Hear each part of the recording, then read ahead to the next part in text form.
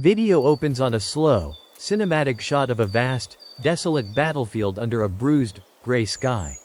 The camera glides over shattered cannons and the silent, unmoving forms of fallen soldiers. The music is a low, mournful orchestral drone. Voiceover. There is a war fought every morning. Not on any map, but behind your own eyes. It's the silent, grinding conflict between the person you intend to be, and the person who remains in bed. The battle between the grand strategy you conceived in the clarity of midnight, and the weak, scattered soldier who wakes to face the dawn. You know this feeling. The inertia. The lead-in weight of 1,000 small hesitations. It is a state of psychological fragmentation, where your will is not a commander, but a committee of bickering, frightened delegates. We will call this the purpose void. It is the empty space where a unifying command should be. And in that void, fear, apathy, and doubt build their fortresses. By the end of this analysis, you will understand the terrifying psychological mechanism used to fill that void. A mechanism that can transform a mob of frightened individuals into an unstoppable, unified weapon. And you will understand how to harness its power, without being consumed by its fire. Title: Dedicate Your Hearts. The power and danger of a shared ideology. The scene shifts to claustrophobic, intimate shots. A hand hesitating over a phone. Eyes staring blankly at a computer screen. A half-finished project gathering dust. Voiceover. You have felt the purpose void. It's the knowing in your gut that you are capable of more, yet you remain paralyzed. You possess the intelligence to draft the plan, the physical strength to carry it out, but the bridge between thought and action has been shelled into oblivion. You tell yourself, tomorrow, I will begin. Tomorrow, I will be disciplined. Tomorrow, I will charge the enemy. But when tomorrow comes, the chain of command is broken. Your mind, the strategist, issues its orders: wake up, train, create, build. But the body, the frontline soldier, does not obey. It is tired. It is comfortable. It seeks the small, immediate gratification of the trench rather than the promised, distant victory across no man's land. You try to reason with it. You try to bargain. You might even win a small skirmish, an hour of productive work, a single workout. But the war is lost in inches. The campaign is a failure of 1,000 small retreats. This is more than just procrastination. This is a crisis of sovereignty. If you cannot command the territory of your own self, how can you ever hope to conquer anything in the world? The hidden cost of the purpose void is not just the wasted hours or the unfinished projects. The true cost is the slow, corrosive acid of self-contempt. It is the quiet, gnawing realization that your word, even to yourself, means nothing. It is the erosion of your own internal authority. And a soldier who does not trust his commander is already defeated. A person who cannot trust their own will is already a ghost. But what if there was a way to bypass this internal negotiation entirely? What if you could silence the committee of doubters in your head with a single, deafening command? Voiceover. This is Commander Erwin Smith. A man who faced not just a void of purpose, but an abyss of utter, calculated hopelessness. A man who mastered the brutal alchemy of turning human despair into fuel. His solution, his weapon, was not a new type of blade or a clever formation. It was an idea. An ideology, encapsulated in 3 simple words: dedicate your hearts. This is not a polite suggestion. It is a psychological reprogramming. It is the core of a doctrine designed to solve the ultimate problem of human motivation in the face of certain death. The central idea is this: the individual self, with its fears, dreams, and instinct for survival, is a liability in a war of extinction. It must be sacrificed and subsumed into a larger, collective entity with a single, unwavering purpose. To understand how this weapon is forged, we must break it down into its core principles. First, the principle of self-annihilation. The salute of the Survey Corps is not a gesture of greeting. It is a ritual of surrender. The fist over the heart is a symbolic act. It says, this heart, with its private fears of death, its selfish desire for a long life, its personal dreams of peace, it is no longer my own. It is a resource. It is fuel for the engine of humanity's survival. I willingly offer it to the cause. This is not about pretending you don't have fears or dreams. Erwin never asked his soldiers not to be afraid. He acknowledged their terror. The principle is about subordination. Your personal narrative becomes a footnote in a much larger story. You accept that your life is not the most important thing. The mission is. This act of psychological sacrifice creates a profound liberation. When your own death is no longer the worst possible outcome, fear loses its power over you. You are no longer a person trying to survive. You are a tool striving to be useful. Second, the power of the shared ritual. Human beings are not creatures of pure logic. We are animals of instinct and ritual. The phrase, "dedicate your hearts," and the accompanying salute are what military strategists call a forcing function. It is a psychological trigger designed to bypass the slow, hesitant rational mind and activate a pre-programmed combat mindset. When a soldier performs the salute, they are not just making a gesture. They are physically reaffirming their oath. They are connecting with every comrade who has made the same gesture. They are drawing strength from a collective identity. The ritual transforms a thought, "I should be brave," into a physical reality. It makes the abstract ideology tangible. It is the mechanism that turns 100 different internal monologues of fear into one unified, external war cry: advance. Third, the clarity of a singular objective. The world beyond the walls is one of nightmarish complexity and existential dread. Why are the Titans here? What is their goal? Can we ever truly win? To dwell on these questions is to be paralyzed by them.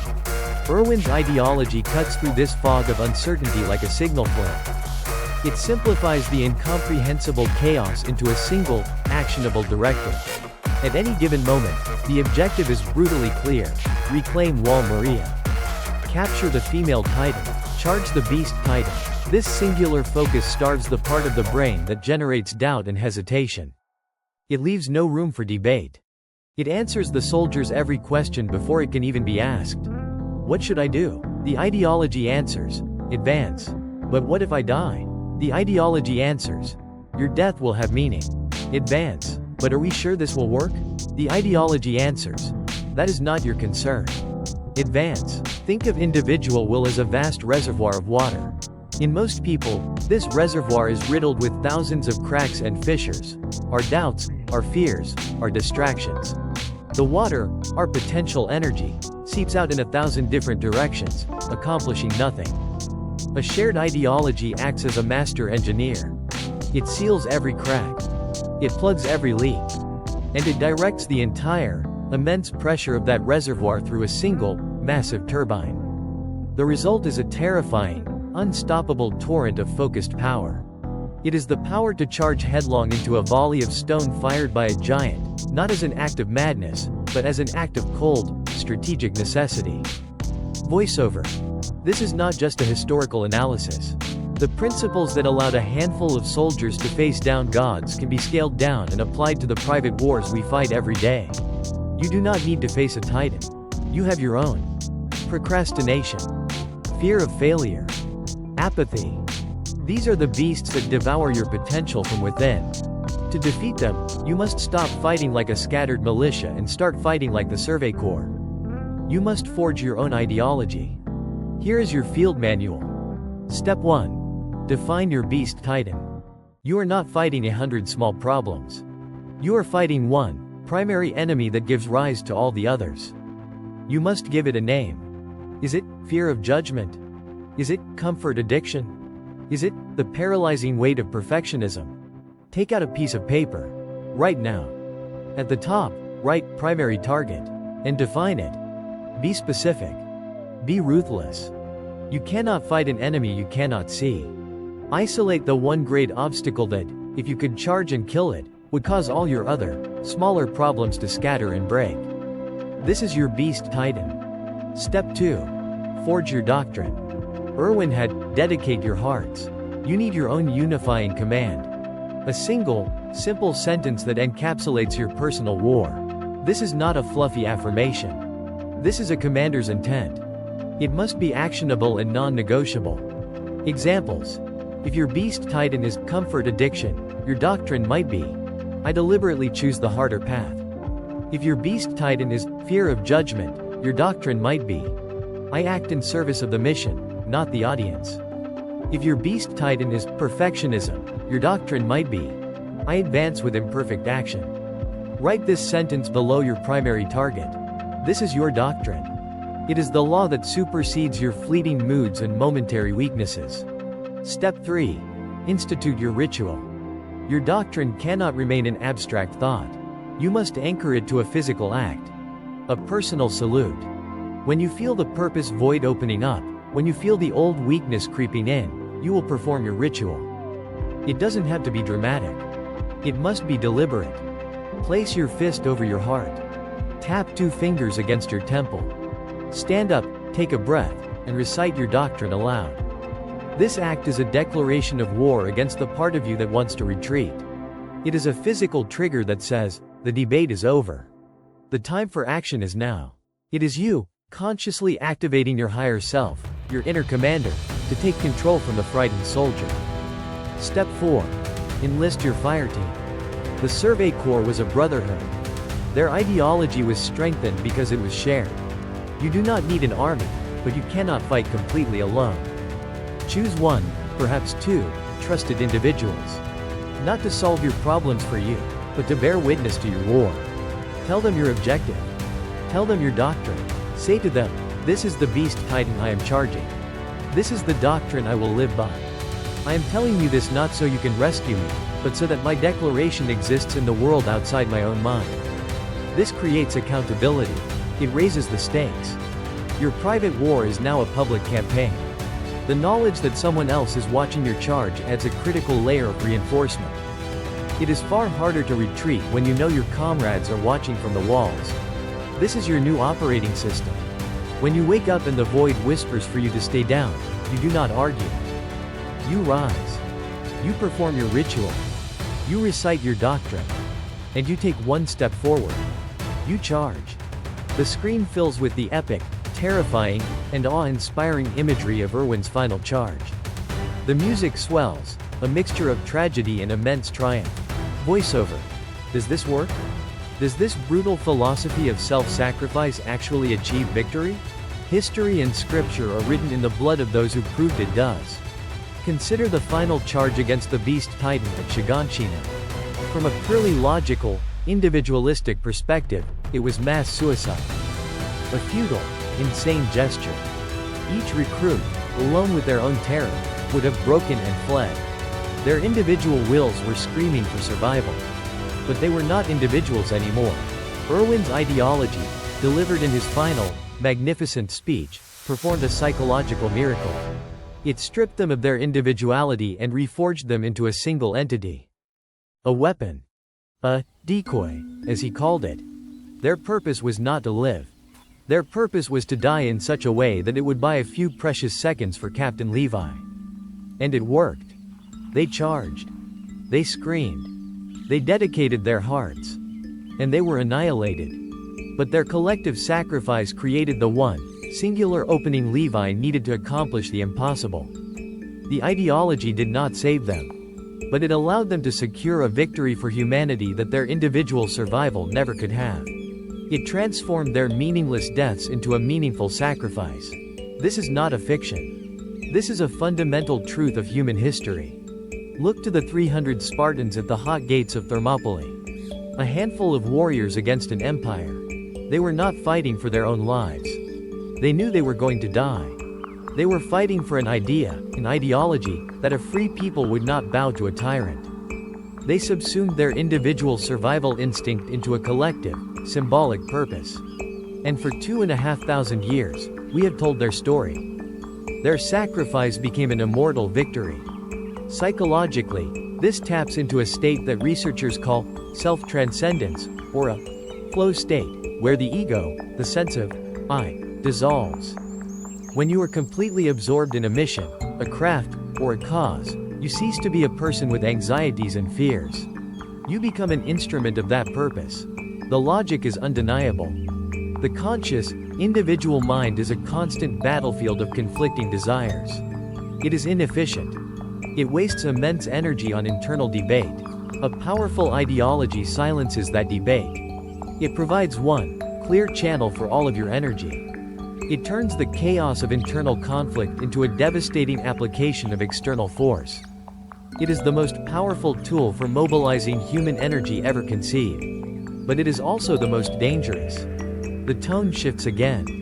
The music becomes darker, more ominous. The visuals show the darker side of ideology, fanaticism, the horrors of war, faces twisted in blind hatred. Voiceover. The fire that forges heroes is the same fire that immolates nations. The line between dedication and fanaticism is a razor's edge. An ideology that demands you sacrifice yourself can, in the wrong hands, demand you sacrifice your humanity as well. It can convince you that the mission justifies any atrocity. It can turn good soldiers into monsters. The Survey Corps fought for the survival of all humanity. But other ideologies demand the destruction of a perceived other. The same psychological mechanism, the annihilation of the self, the power of ritual, the clarity of a singular objective, has fueled the most horrific chapters of human history. So, when you forge your personal doctrine, you must build in a fail-safe, a moral bedrock. Your mission must be to build, to create, to become stronger. It must never be to diminish, to harm, or to destroy others. Your ideology must be a tool for your own liberation, not a cage for you or anyone else. Dedicate your heart, yes. But never, ever, lose your mind. A final, slow shot of the lone scout, looking out over a vast and uncertain world. The sun is either rising or setting. It is unclear. Voiceover. The war for your own potential is yours to win or lose. The purpose void will always be there, waiting to reclaim the territory you abandoned. You now have the strategy. The question is, will you use it? In the comments below, I want you to answer this one question. It is your first strategic declaration. What is the beast titan in your life? The one great obstacle you must charge, no matter the cost. Name your enemy. If you find value in this analysis, if you believe that understanding these strategies is critical for our own battles, then join our ranks. Subscribe to Beyond the Walls, and together, we will continue to dissect the blueprints of survival and struggle. The ideology that drove Commander Erwin was forged in a crucible of repeated, catastrophic failure. To truly understand the foundation he built upon, you must watch our strategic breakdown of the survivor's burden, the crushing psychological weight carried by those who lead and live when others fall. Click the video on your screen now. The briefing is about to begin.